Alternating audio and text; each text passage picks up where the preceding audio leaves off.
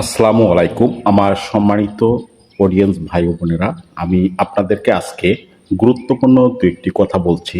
তো আমি বলছি যে আপনারা কখনো আপনাদের পেজ বা আইডির অ্যাডমিন কখনো আপনারা কাউকে দিবেন না। তাহলে কিন্তু আপনারা বিপদে পড়ে যাবেন।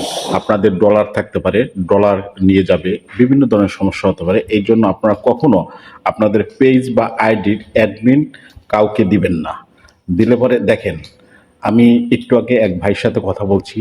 তার পেজে, তার আইডিতে প্রায় 5 লক্ষ টাকার মতো ছিল।